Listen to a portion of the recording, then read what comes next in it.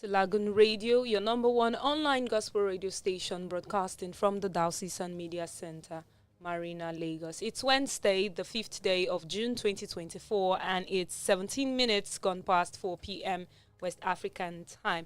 Another exciting episode of Discussion Hour, and as we all know, this show aims at bringing conversations across various subject matters to your hearing to educate, to inform you, and sometimes to entertain you. My name is Jennifer Gabriel, and I'm your host. On today's episode, we are bringing you knowledge in the medical field, sort of. Don't forget how you can listen to us via our website at www.Lagoonradio.Ng, and you can also download the Lagoon Radio app via the Google Play Store or the Apple Store, irrespective of the device you're using. If you also have the Alexa device, you can do a voice prompt, Alexa, play me Lagoon Radio, and you'll be listening to all our live shows part time. We are live on YouTube right now, and that is www.youtube.com/LagoonTV for you to follow this show from the studio.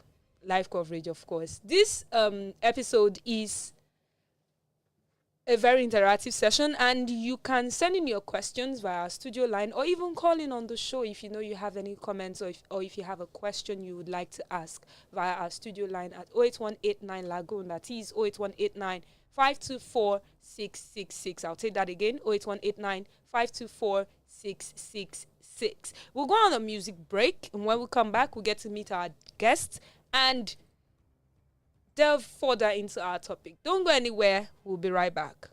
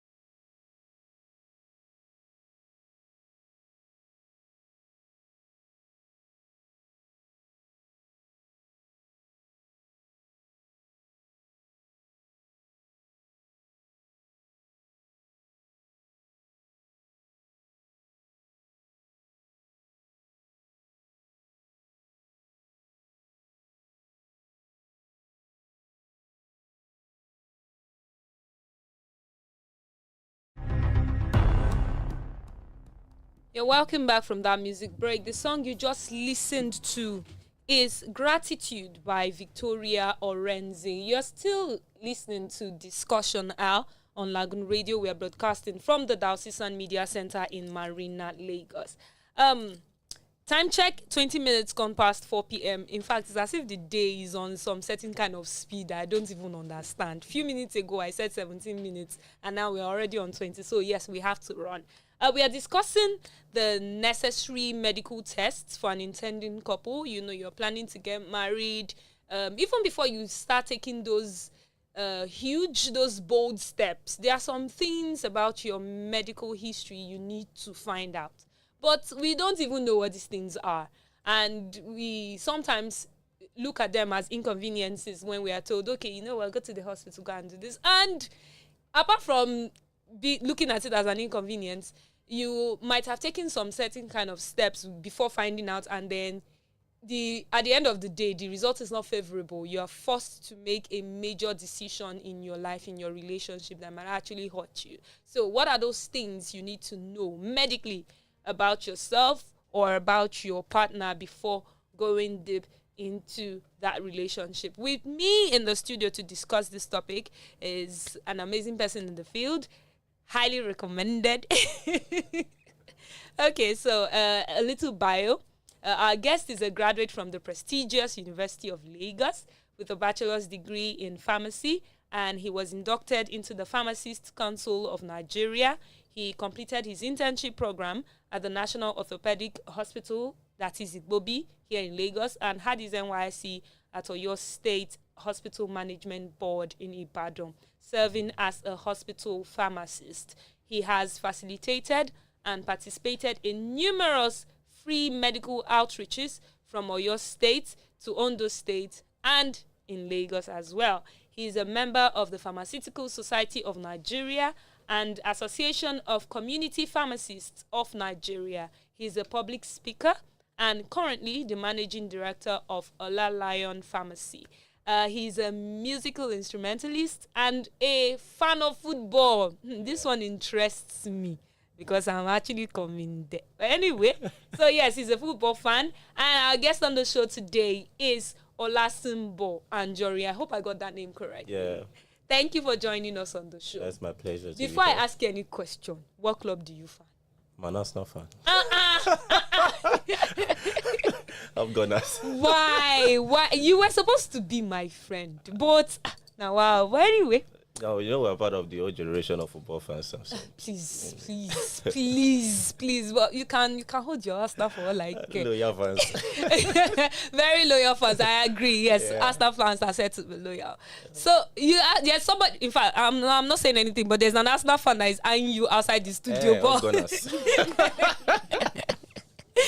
Okay, so let's make judicious use of the remaining time we have on the show. It's quite short, I think, with the questions we have. Now, why do you think it is important for couples to undergo medical tests before marriage or before going deep into that relationship? Good afternoon, everyone. And what I want to say is that the benefits actually outweighs the costs. Because if you look at it these days, some people just go to marriage with only spiritual backings. And their idea of what marriage is, not thinking about the medical aspect. As important as the spiritual aspect is, so is the medical aspect. You are bringing people to this world. You are bringing children to this world. So nobody wants to live a life of pain. If you don't check these things and you decide to just bring people to this world, you are bringing them to a life of pain. You see a lot of SS people, and sometimes it's not what they wish, but they were forced into this kind of world. And it will save you a lot of financial burden in marriage. Assuming you've done some tests and you know what you're expecting. So before you get married, you have probably treated it so it doesn't complicate your marriage. So there are lots and lots of benefits to gain from checking all those things before getting married. Okay, so don't just go into marriage with spiritual backing. Go into marriage. Oh, okay, not just spiritual backing and love. Love. So it means that with spiritual backing, with love, you also need to go for your medical checkup. Definitely. So that you don't bring one child into the world that will be swearing for you. Even God gave us that wisdom to go through those tests and screenings. Right. So yes, it is very, very important for any intending couple to pass through medical tests. So what kind of test would you, before we even look at the misconceptions and all of that, what kind of test do you think an intending couple should majorly consider? Yeah, a lot of them, but I'll just mention a few. We are basically popular with this popular genotype test. We all know that one. Everybody knows about that one. Then there's blood tests. There's even the mental disorder test that you need to check, because not everybody that is walking around the street are normal. So when you check blood, you still do mental disorder? You have to do. Oh, wow. So you not just have argument with your husband one day and he's bringing out bottle. Sometimes these things are not spiritual. You think they're ordinary. There are some people that have gone through some kind of trauma and some kind of traumatic experience and some kind of maybe breakup and all that, and they have not really healed from it. So getting married to somebody like that, you can just do some kind of things and the next thing is bringing about. And sometimes there are some medical conditions that can lead to mental disorder like anxiety, depression. Those ones that can be managed with medications. So there are lots of them. Even there's this issue of fertility. Most times people just blame the ladies for not giving birth early. Not doing that. Even the man. 1/3 of the time it's actually the fault of the men. Wow. Some men might have underlying issue that might have affected their fertility. So it will reduce the sperm count and all that. So it will be very difficult for them to produce children. So you see some women going up and down, trying to take care of themselves, not knowing that the problem is coming from their husband.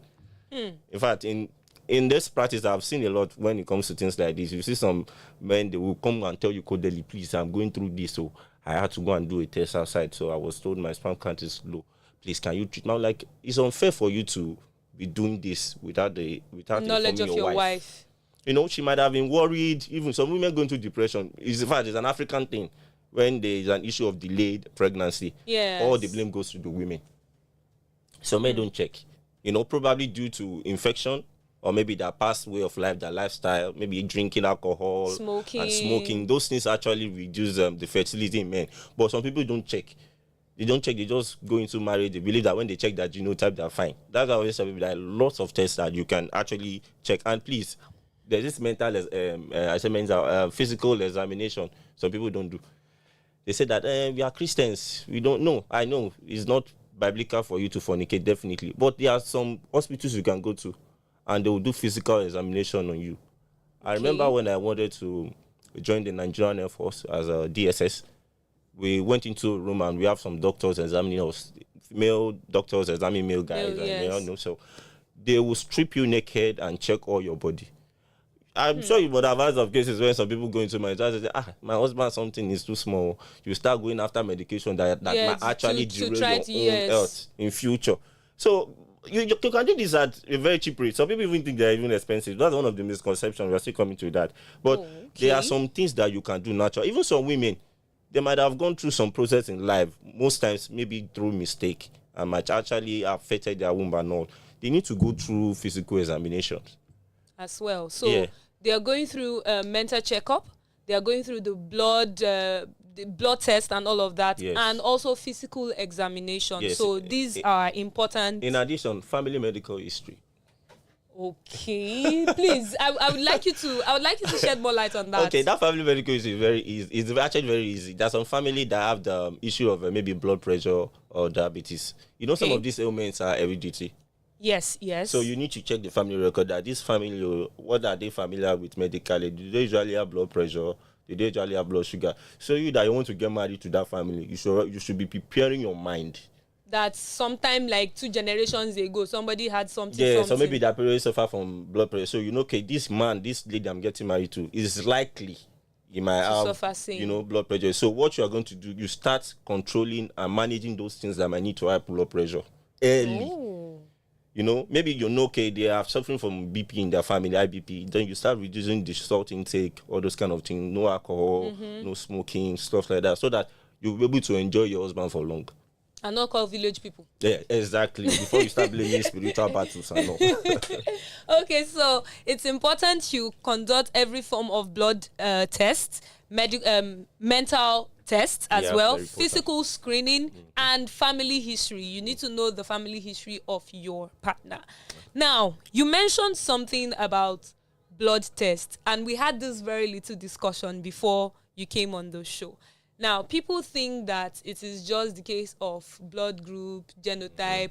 This one is AS, this one is SS. AS and AS cannot marry. But then you mentioned something about blood group in itself and the resource factor. So please, teach us. Okay, let me start with the genotype. We all know that one, AS and AA. But you see this blood group, I usually tell people that the resource factor is even more important than the blood group itself. Okay. Yes, blood group is important for you to know the blood group of your spouse, maybe in case of emergency and they need blood transfusion. It's very easy for you to donate if you know your blood group and you know or find group a and donor. Know you are compatible. Yeah. For example, the universal recipients are the people of AB+. While the universal donor are those people of O negative. We all know that. But some people don't know that. Even that plus and minus is even more important than the A, B, and O. Woo. I will explain. That is where the resource factor comes in. Okay. There's a protein on our red blood cell. That is what we gave the name resource factor. Okay. So those proteins are like they create a kind of reaction when they get into a body that is not compatible with. I will explain. Let me just make it short because you are discussing couples here, so I don't go deep. If a man that is, let's use O positive and O negative. Okay. That is O positive wants to get married to a lady that is O negative. Okay. She has to know early before getting pregnant. This is why. If the man gets her pregnant, most times the offspring, that is the baby, might carry the the resource factor of the father, which is positive. Okay. It means if it gets into the body of a woman which is negative, there's what we call antibodies in our immune system. Automatically, it's those antibodies that there's a foreign body in you. You understand? So those antibodies now rise up to fight that that positive that is coming. So most times it can actually affect that first child, and it might not affect the first child. There's a solution to that if you know early. This is the solution. There's what we call immunoglobulin. Yes. The popular brand is Rogan. That's why they ask people to take it. So get them to take it while at about 7 months and 72 hours after birth. Okay. You know, some doctors 7 months, 72 hours after birth. Yeah, some doctors usually argue that 7 months is not that important. That body 72 hours after birth. That is for the woman, no, not for the baby. Not for the baby. Okay. It's very important. But if you have the money, just take for 7 months and 72 hours. That's 3 days after you've given birth. Not more than 3 days after you've given birth. This is what you're going to. This is what's going to save you from. You see a lot of women having just one child, and subsequent pregnancy have miscarriage. Yes. Most times it's due to the rhesus factor. Because after that first delivery, the body already sent out antibodies telling them that there was a foreign body that came here. That is the baby, but I've gone. Any other baby coming from that same man, that antibody will recognize as a foreign body, and immediately, if there's a sharing of blood, most times it happens. Wow. The blood from the fetus goes to the mother, the blood from the mother goes into the fetus. The blood from the mother carrying those antibodies going to that fetus and destroy the red blood cells of that baby while in the womb. Wow. That is why you see issues of miscarriages and after one child. You see most people just have just one child. Sometimes you don't know. You see the reason why you need to know before you get married, because you cannot. It's very difficult to solve this after giving birth, the first child. Yes. It's better to manage it from the first child. You understand, from the first child. So you need to know these things. That's why I mentioned that it's even more important than the blood group. You see that it's even more important than because we both can be OO. But then, because of a positive and a negative, there's going to you're be a causing problem. problems for the child. However, if the mother is positive and the father is negative, there's no problem. Yeah. If the father is positive and mother is positive, no problem. Majorly because the mother is the carrier of the baby. Exactly. And most times, you don't have a large number of people with zero negative. So that's why people usually go away with it. Let me put that in quotes. People usually escape with it because we don't have many people that are negative like that. We have more positive than negative. But however, still check. No let love blind your still check for the sake of the future now. Okay, still check. No let love blind your eyes. Yeah. So I mean, we concentrate, like I said before I asked this question, in this part of the world we concentrate majorly on the genotype. Yeah. We're always saying that so because Mr. A is AS and he loves Miss B and Miss B is AS, they cannot marry. They concentrate more on that, and then you feel like, okay, I'm AA, you are AA, but what about your blood group? But let me even shed more light on that genotype. You won't blame them. You know, most times, thank God for education, thank God for science. Before, we used to have issue of, are you Yoruba? Okay, then you have heard about this word, Abiku. Yes, Abiku, yes. Have you noticed that Abiku have reduced?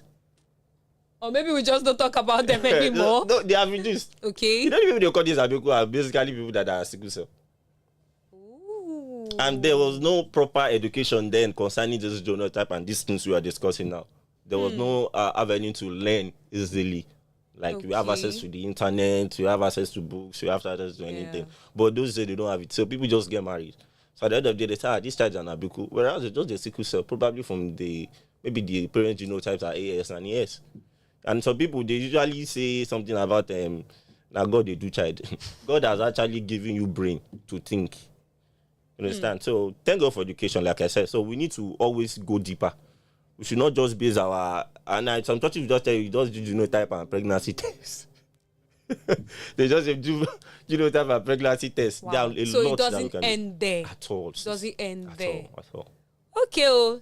If you know that you are listening to us and you are planning to get married, better know what you are doing, because that is all I would say. We've had thank God I have a married woman as my producer in the studio. I'm sure she has had her own experiences, and as a pharmacist you must have come across different clients, Yeah, maybe definitely. friends even, that must have had one or two experiences. So let's take another question before we go on the break, because we Okay. actually need a breather. This we need to comprehend all of these things we have said in the studio. Now, you've explained a little on testing, especially when it comes to children, the effect it will have on children. Can you talk more on genetic testing? Yeah. Okay. You know, the gene actually encodes what we are. Let me put it that way. The gene is who we are. You know, our color, our behavior, what we are likable to have. You know, so genetic testing is quite deep. You know, there are some issues we have. Even have here. We have mutation, that's a change in the Yeah. gene. That is where we have these albinism and dwarfism. You know, so it's actually a very broad. So, but when it comes to marriage, the reason why I said it's very important to check on gene, I mentioned family history.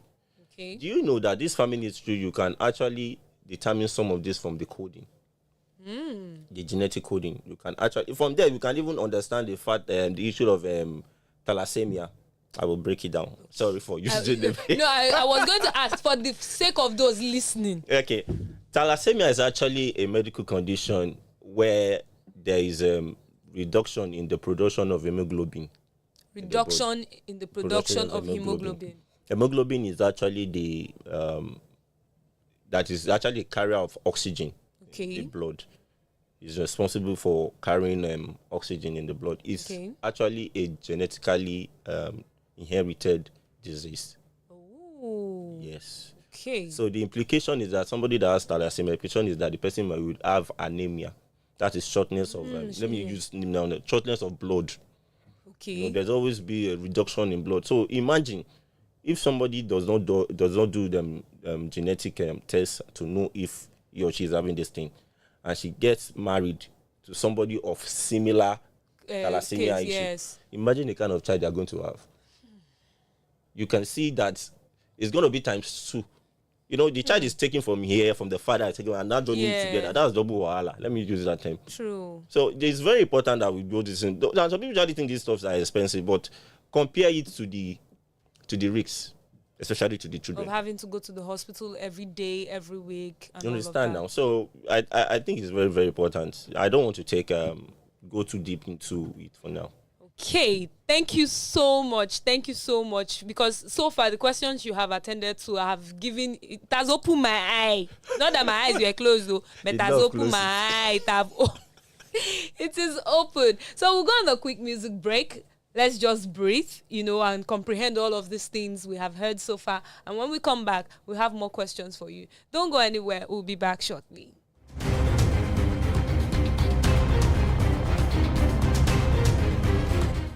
For your kind.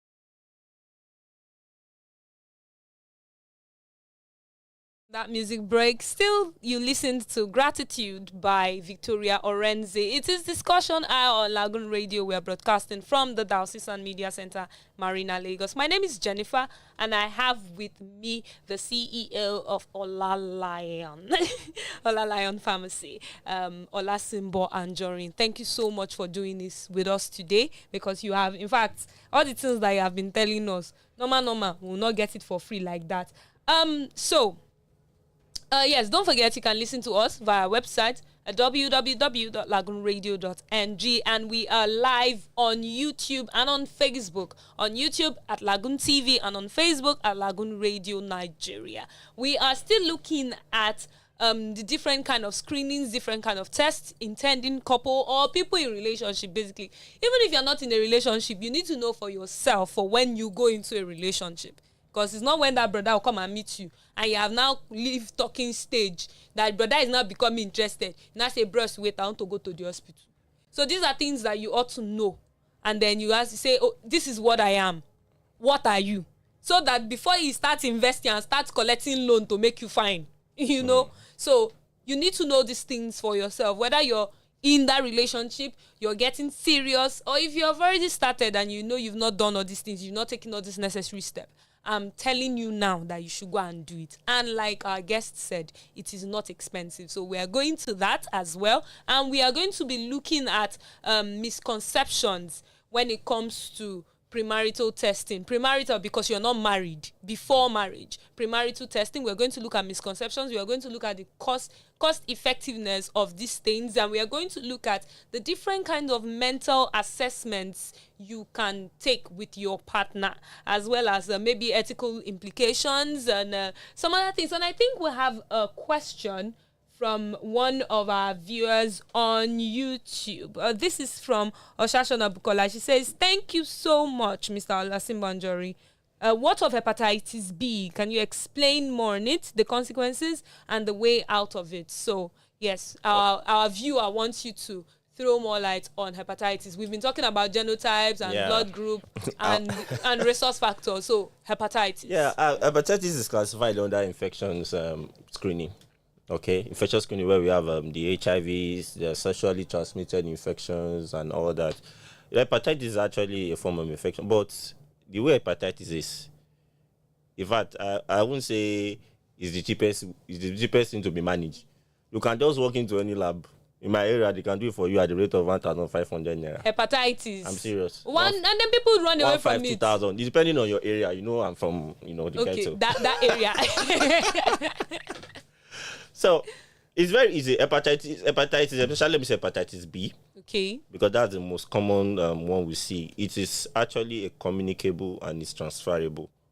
Communicable and transferable. Yeah, it can be transferred through saliva, through sex, through kissing. That's what I mean by saliva. Through sex, even through blood. Maybe infected blood, or maybe there's an injury and there's a form of contact. Yeah, treating is actually very easy. They can actually place you on a kind of plan. You can collect like 3 injections, like vaccines. Okay. You take one, then some months later you take another one. Then 6 months later you take the third one, depending on how severe it is. So it's quite cheap. So after those 3 doses of injection, is that all? Most times you can do a rerun of the test to confirm that you're free of it. Oh, so it is curable. Definitely. Definitely. Wow. It is compared to other ones and I was thinking that we're even going to infection because yes, I even want to ask. Yes, you mentioned that hepatitis B is under infectious disease, and the fact that we are saying hepatitis B, that means we have A, C. Yeah, we have A, B, C, D. Yeah. Oh, D. So it stops at D. Yeah. Okay. So how about other infectious diseases? Yes, let me start with the sexually transmitted ones. Okay. For those that are sexually active before getting married. A lot of times people transfer chlamydia, syphilis, and it actually results in the damage of some women's ovaries. That is where the eggs come from. Because if not properly treated, these things move up. Okay. They move up the part. They have a motion. Then they destroy it. Some can even lead to a situation where they might have to remove the ovary. You see why I said they need to do some of this screening? Even there's this issue of PID, that's pelvic inflammatory disease. Okay. That form of infection can actually render a woman not to be able to be pregnant. If she get pregnant, may actually have a miscarriage. Keeps eating the baby. Infection keeps bringing it down. And there's this particular one, it can actually create a kind of cyst that blocks the fallopian tube. Fallopian tube is where the egg comes The eggs, from. yeah. Fertilization happens in the fallopian tube. There are some form of cyst that blocks it. There are infections also. This is and funny thing, this kid can be treated with less than 10K. But if you don't know and you make it worse, that is where the problem comes in. Is that situation they're not saying that they need to operate the person, they need to take out an ovary, they need to. However, if the person does not know early enough, there's these infections that have damaged a lot of things on her, and they have money. Mm-hmm. If they know early, they can say go for IVF. Okay. The artificial one. Yes. Can say go for IVF and make babies. No early. However, these things are expensive. Like IVF is expensive. If you know you cannot afford IVF, at least before you get married, check. Ask the guy to check too. Because most times our focus in Africa is always on the women. Not knowing that even men, syphilis can actually damage the canal at which the sperm comes out from the man's body. So we need to check all these things. So I know some men that are infection. Do you know that infection affects fertility too? Okay. Yeah, it drops fertility in men. In men, Kills a lot of sperm cells. Makes many of the sperm cells immortal. Makes many of the sperm cells. So imagine the kind of man. I'm a man. I can go for hours, but your sperm is not strong enough due to infection. Then you start blaming the woman. But I do now. That kind of stuff. So infection is actually very important too, and it's easy to treat. Just for you to know early.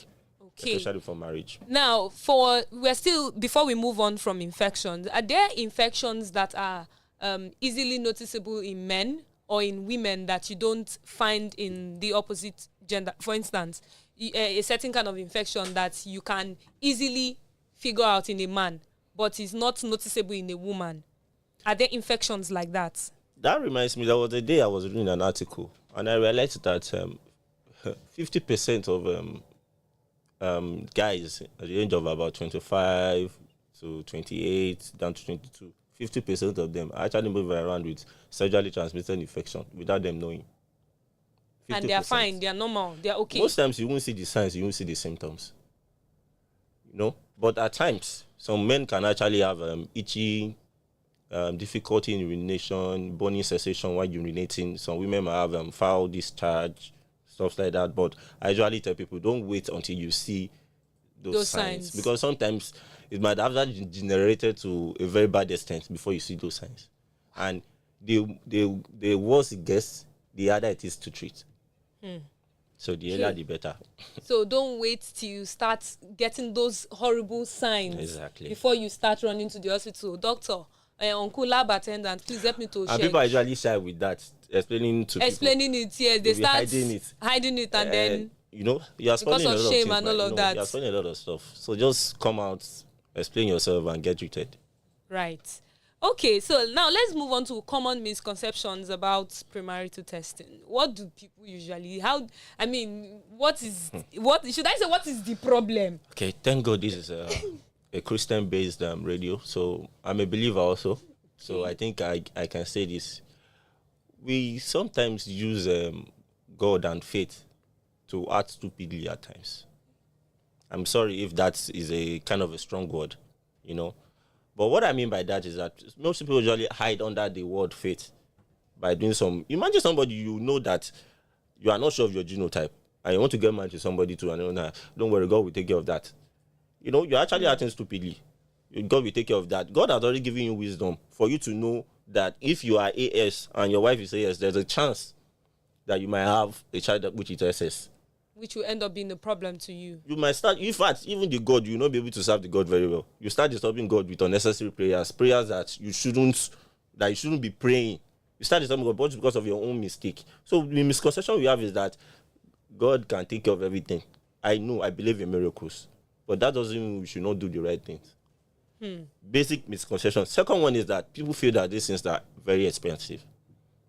You've mentioned the case of being expensive. Do you know why I always say it? When you tell people this, I don't have money. And sometimes, in fact, I know of some charity organizations that sometimes do free medical activities up and down. They go about and give people free medical screening.